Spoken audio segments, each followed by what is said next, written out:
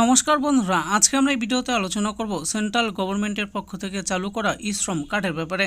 তো বন্ধুরা, যাদের যাদের এই ই-শ্রম কার্ড আছে তারা কিন্তু মাসে ৩,০০০ টাকা করে পেনশন পাচ্ছে।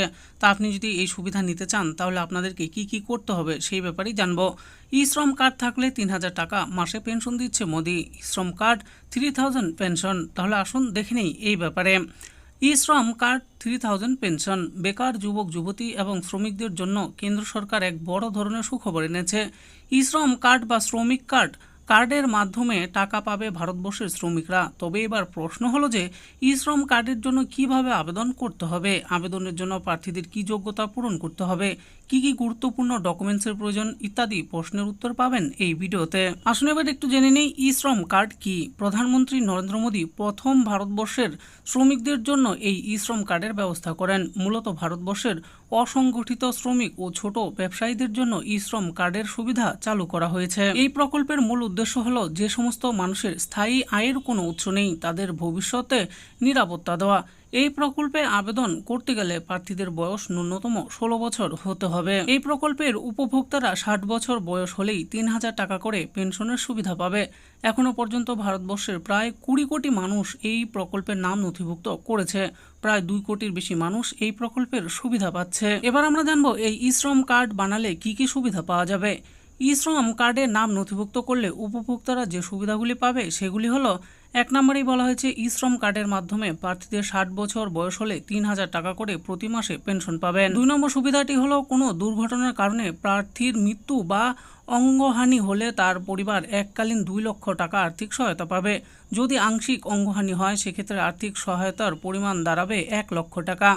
3 নম্বর সুবিধাটি হলো যে সকল ই-শ্রম কার্ডের উপভোক্তাদের নিজস্ব বাড়ি নেই তাদের বাড়ি তৈরির জন্য আর্থিক সহায়তা প্রদান করবে কেন্দ্র সরকার। 4 নম্বর সুবিধাটি হলো এই প্রকল্পের মাধ্যমে গর্ভবতী মায়েদেরও আর্থিক সাহায্য করবে কেন্দ্র সরকার। যে সকল গর্ভবতী মায়েরা কাজ করতে সক্ষম নন তাদের দিকে আর্থিক সাহায্যের হাত বাড়িয়ে দেবে কেন্দ্র সরকার। 5 নম্বরে বলা হয়েছে ই-শ্রম কার্ডধারীদের সন্তানদের পড়াশোনার জন্য আর্থিক সাহায্য করবে কেন্দ্র সরকার। এবার আমরা জানবো এই ই-শ্রম কার্ড বানানোর জন্য কি কি যোগ্যতার প্রয়োজন রয়েছে। 1 নম্বরে বলা হয়েছে এই শ্রম কার্ডের আবেদন করতে গেলে প্রার্থীদের বয়স হতে হবে 16 থেকে 59 বছরের মধ্যে। 2 নম্বরে বলা হয়েছে যে সকল মানুষেরা আয়ের নির্দিষ্ট কোনো উৎস পান না তারাই এই প্রকল্পের আবেদন করতে পারবেন। 3 নম্বরে বলা হয়েছে যারা সরকারকে আয়কর প্রদান করেন তারা এই প্রকল্পে আবেদন করতে পারবেন না। 4 নম্বরে বলা হয়েছে ইপিএফও বা ইএসআইসি এর সদস্যরা এই প্রকল্পের সুবিধা উপভোগ করতে পারবেন না। এই কার্ড বানানোর জন্য কি কি ডকুমেন্টস লাগবে। এই শ্রম কার্ডে আবেদনের জন্য যে সকল নথিগুলি প্রয়োজন হবে সেগুলি হলো, আবেদনকারীর আধার কার্ড লাগবে, প্যান কার্ড লাগবে, নিজস্ব পাসপোর্ট সাইজের ছবি লাগবে, ব্যাংক অ্যাকাউন্টের বিবরণের জন্য পাসবইয়ের প্রথম পাতার কপি লাগবে, আধার কার্ডের সাথে লিংক থাকা মোবাইল নাম্বার লাগবে। এই ই-শ্রম কার্ডে আবেদন করবেন কি করে আপনারা। ই-শ্রম কার্ডের আবেদন করার জন্য আপনাকে কোনো সাইবার ক্যাফেতে যেতে হবে না। আপনি খুব সহজেই বাড়িতে বসে এই প্রকল্পের জন্য আবেদন করতে পারবেন। 1 নম্বর বলা হয়েছে আবেদন করার জন্য আপনাকে প্রথমে ই-শ্রম কার্ডের অফিসিয়াল ওয়েবসাইটে যেতে হবে। 2 নম্বরে বলা হয়েছে ওই ওয়েবসাইটে গিয়ে নিউ রেজিস্ট্রেশন বাটনে ক্লিক করুন। 3 নম্বর স্টেপটি হলো রেজিস্ট্রেশন অন ই-লেবার অপশনটিকে নির্বাচন করুন। এরপর 4 নম্বর স্টেপ হলো যে এরপর আপনাকে একটি মোবাইল নম্বর এন্টার করতে বলবে, সেখানে আপনার আধার কার্ডের সাথে লিঙ্ক থাকা মোবাইল নম্বরটি ইনপুট করুন। 5 নম্বর স্টেপটি হলো ওই মোবাইল নম্বরে একটি ওটিপি আসবে, সেটি সঠিকভাবে ইনপুট করুন। এরপর 5 নম্বর স্টেপটি হলো ওই মোবাইল নম্বরে একটি ওটিপি আসবে, সেটি সঠিকভাবে ইনপুট করুন। 6 নম্বর স্টেপ হলো এরপর আপনার নিজের সম্পূর্ণ বিবরণ যেমন কাজের বিবরণ, ব্যাংকের বিবরণগুলো সঠিকভাবে পূরণ করুন।